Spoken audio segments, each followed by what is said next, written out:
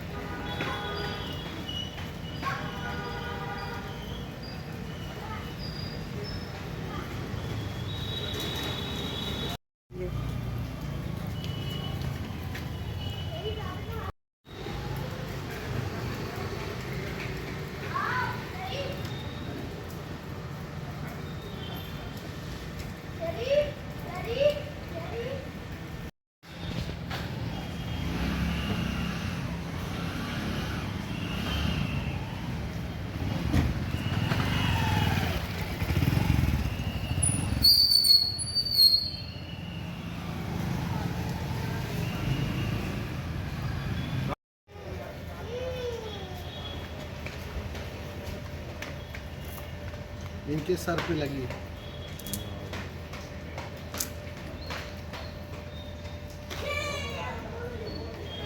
बताएं क्या नाम है आपका?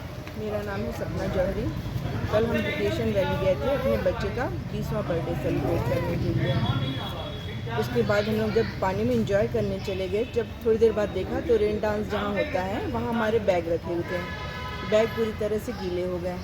ठीक है, तो हमारा जो गेट कीपर था उससे बहस हुई, तो गेट कीपर भी मेरे हस्बैंड के साथ बदतमीज़ी करने लगा। और वो गेट कीपर है, मेरे हस्बैंड से बदतमीज़ी करेगा, ये तो बर्दाश्त करेंगे नहीं। उनको भी गुस्सा आई, तो दोनों में बहस हो गई। बहस होने के बाद उनके मालिक आए वेकेशन वैली के, फिर उन्होंने आपस में ना समझौता करवा दिया, रहने दीजिए सर, हो गया, हमसे गलती हो गई, आप माफ़ कीजिए, बात आई गई हो गई। उसके बाद हम लोग निकल करके अपना पार्टी पूल में इंजॉय करने जा रहे थे। इतने में ही वहाँ का सिक्योरिटी गार्ड आया, डंडा लेकर के गाली गलौज, कौन है साले, किसकी इतनी हिम्मत है कि हमारे स्टाफ के साथ बदतमीज़ी कर रहा है हम लोगों के साथ। तो जब डंडे लेकर के देवर की तरफ, मेरे हस्बैंड और बच्चों की तरफ ऐसे जब डंडे बरसाने लगे, तो हम डंडे को छुड़ाने लगे। तो उनके जितने भी स्टाफ के लोग थे, कम से कम 8-10 स्टाफ के लोग रहे होंगे, सब धक्का मुक्की, मार पीट, गाली गलौज सब करने लगे। जब गाली गलौज करेंगे तो हम भी तो बीच बचाव करने लगे। बीच बचाव कर रहे थे, इतने में मेरे हस्बैंड को उन्होंने डंडे से मारा। मेरे हस्बैंड के हाथ में ज़ोर से लगी है, पैरों में स्वेलिंग है। और मेरे बच्चे का 20वां बर्थडे था, उसको कल बर्थडे के दिन ये गिफ्ट मिला है वेकेशन वैली में। क्या नाम है आपका? मेरा नाम सुगंधा श्रीवास्तव है। कल मेरे भतीजे का जन्मदिन था, 20वां जन्मदिन था, तो हम लोग सोचे चलो सेलिब्रेट करने चलते हैं। तो हम लोग बेला में एक वाटर पार्क है वेकेशन वैली करके, तो वहाँ गए थे। तो हम लोग एंजॉय कर रहे थे अच्छा पूल में, और हमने अपना सामान रख दिया था, जैसे बाकी लोगों का रखा था वहाँ रखा हुआ था। हम लोग आए, एंजॉय करते करते स्लाइड की तरफ हम लोग आए, तो वहाँ देख रहे हैं कि जहाँ हमारा सामान रखा हुआ है वहाँ पे उन्होंने रेन डांस का शावर चालू कर दिया। अब हमारा जो बैग था उसके अंदर हमारे पर्स थे, मोबाइल थे, सब चीज़ें थी। अब देख रहे हैं कि वो बैग जो है रेन डांस के पानी से जो है वो भीग गया था हमारा बैग पूरा। तो वहाँ के जो लोग थे, हमने बोला कि भैया ये क्या चीज़ है कि आप थोड़ा साइड में कर सकते थे बैग। बोले नहीं, आपको ये बैग लॉकर में रखना चाहिए था। तो हमने कहा कि लॉकर का ऐसा तो आपने पहले तो बताया नहीं था कुछ कि बैग को लॉकर में ही रखना है, या ना ही कहीं लिखा हुआ था कि बैग या अपना कोई भी सामान लॉकर में रखना है। खैर हमारा जो सामान था वो भीग गया, मोबाइल पर्स वगैरह सब भीगे। बहसा बहसी हुई, वो लोग बहुत बदतमीज़ी हमसे करने लगे कि नहीं आपको ऐसा नहीं कर, बहुत मतलब अभद्रता हमसे करने लगे।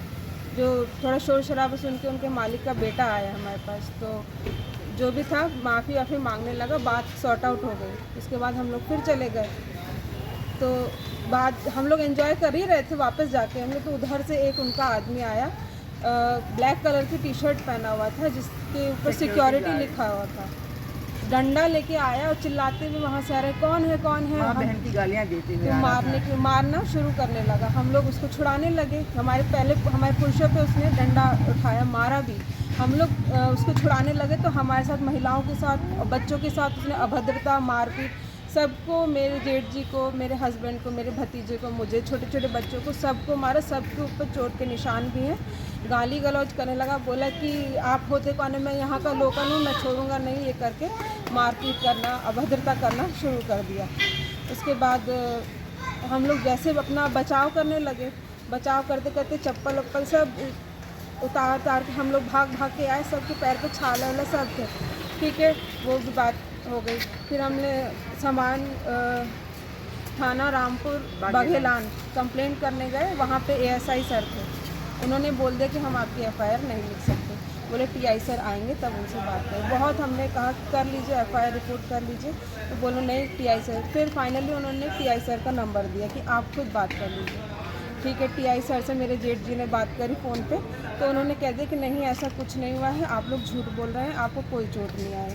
हमने कहा भी कि हमने आपके स्टाफ को अपनी सारी चोटें दिखाई हैं, सब मामला बताया है, लेकिन फिर भी उन्होंने शायद उनसे कुछ वार्ता हुई होगी टीआई सर की एएसआई से, तो उन्होंने रिपोर्ट जो है लिखने से मना कर दिया। फिर टीआई साहब का फ़ोन आया और टीआई साहब उल्टा इनको धमकाने लगे